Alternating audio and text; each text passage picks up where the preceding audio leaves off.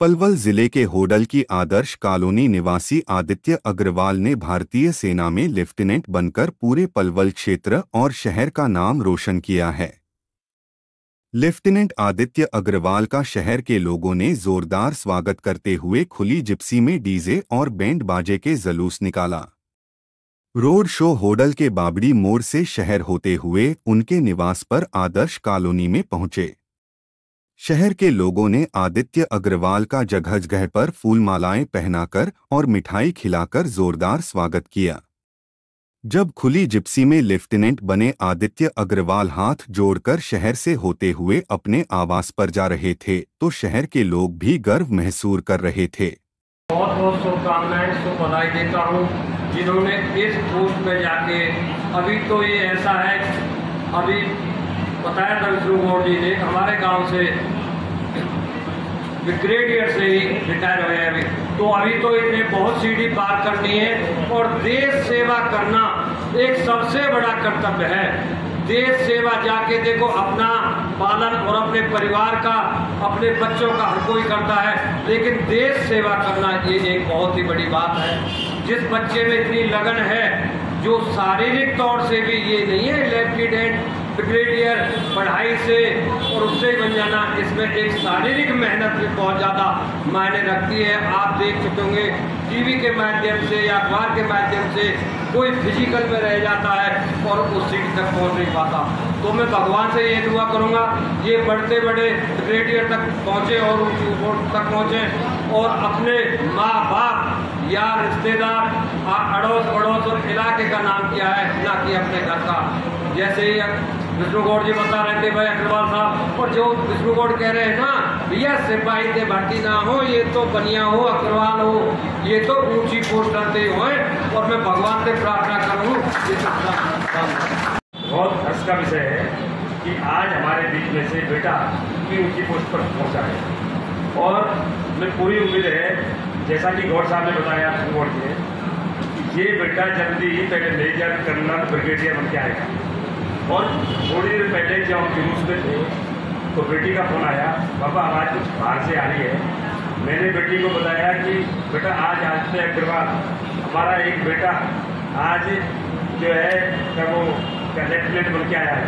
तो इतना जुलूस, इतना शोर, फिर हाँ बेटा ऐसा ही शोर रहता है। मैंने बेटी को बताया हम बच्चों को, आप लोगों को कोशिश करनी चाहिए कि खाली इंजीनियर और डॉक्टर से तो नहीं है, हमें यूपीएससी के माध्यम से आईएएस है, आईपीएस है, लेफ्टिनेंट है, इस तरह से पहुंचना चाहिए।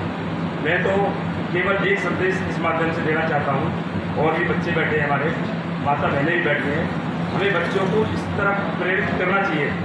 और मुझे उम्मीद है कि आप इस तरफ ध्यान देंगे, क्योंकि आजकल क्या माहौल है, ज़्यादातर तो माताएँ भी फोनों में लग रही है, बच्चा अलग मोबाइल दिख रहा है, अंदर जो दादी बैठी है वो अलग मोबाइल दिख रही है, दादाजी अलग मोबाइल देख रहे हैं। अगर घर में 5 सदस्य हैं तो उनके पास अलग अलग मोबाइल है। तो मैं तो ये निवेदन करना चाहूँगा कि इन बातों पर अगर ध्यान नहीं दिया गया तो देखो, अगर ध्यान दिया गया तो ऐसे ही बच्चे निखर के आएंगे और पूरे इलाके का नाम रोशन करेंगे। इसी के साथ जय हिंद, जय भारत। धन्यवाद और मुझे आशीर्वाद देने के लिए। मैंने अपनी 10वीं कक्षा मॉडल विद्या निकेतन सेक्टर 17 फरीदाबाद में है, मैंने वहाँ से करी थी। वहीं से मैंने अपनी 12वीं कक्षा भी वहीं से ग्रहण करी थी। उसके बाद मैं 1.5 साल YMCA कॉलेज में मैंने एडमिशन किया था। वहाँ से मैंने बीटेक सिविल इंजीनियरिंग से मैं वहाँ से पढ़ाई कर रहा था। उसके बाद मैंने NDA की परीक्षा दी कोविड में 2019 में।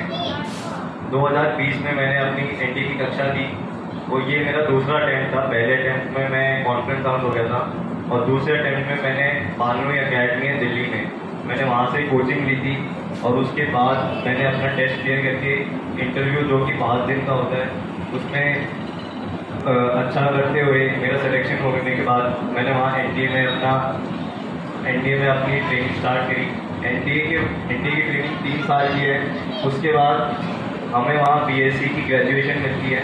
मैं BSc CS कंप्यूटर साइंस में ग्रेजुएट हूँ और उसके बाद हमारी 1 साल की ट्रेनिंग इंडियन मिलिट्री अकेडमी में होती है।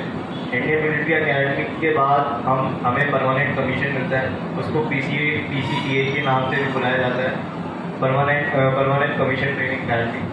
और मैं इस 8 जून 2024 को अपना परमानेंट कमीशन मैंने ग्रहण किया है और मैं पंजाब रेजिमेंट की 3 पंजाब बटालियन का अभी नया न्यूली कमीशन ऑफिसर बना हूँ एज ए लेफ्टिनेंट। और मेरे आने वाले जो दो साल के बाद जो मेरी अब प्रमोशन हुई है उसके बाद मैं कैप्टन बनूँगा और अगले 5 साल के बाद मेजर, और ऐसे ही मैं आगे बढ़ते बढ़ते आर्मी के हायरार्की में 10 रैंक है और सबसे ऊपर जनरल है। तो आप सभी का धन्यवाद दोबारा यहाँ आने के लिए, और आप सभी से निवेदन है कि आप कृपया मुझे ग्रहण के लिए धन्यवाद। मेरी ज्वाइनिंग अभी एज ए लेफ्टिनेंट हुई है इंडियन आर्मी। तो इसका श्रेय किसको देना चाहेंगे और आपको कितनी कड़ी मेहनत से इस मुकाम पे पहुंचने में लगी? इसका श्रेय जितने भी मेरे परिवार से हमारे सदस्य हैं और जितने भी जिसने मेरे को सपोर्ट किया है उन सभी को मैं धन्यवाद देना चाहूँगा मेरी इस सफलता के लिए। तो कितनी आपको यहाँ मेहनत करनी पड़ी है और आगे का आपका क्या प्लान है? मेहनत तो ऐसा है कि 4 साल की ट्रेनिंग होती है, तो उसमें सब नए ऐसे जाते हैं, पर एक टाइम के बाद इंडियन आर्मी सबको सेम लेवल पे पहुँचा देती है, क्योंकि इंडियन आर्मी का स्टैंडर्ड बहुत ज़्यादा हाई है, तो सबको अव्वल दर्जे का अफसर बनाती है। और आगे का मेरा यही प्लान है कि मैं बहुत अच्छा करूं और अपने लोगों और सदस्यों का नाम ऐसे ही रोशन करता रहूँ। आने वाली युवा पीढ़ियों के लिए आप क्या प्रेरणा देंगे? युवा पीढ़ियों के लिए मैं यही कहना चाहूँगा कि फौज एक नौकरी नहीं बल्कि एक सर्विस है, एक देश के लिए, और इसको नौकरी ना समझे पर ये अपनी एक देश की सेवा है।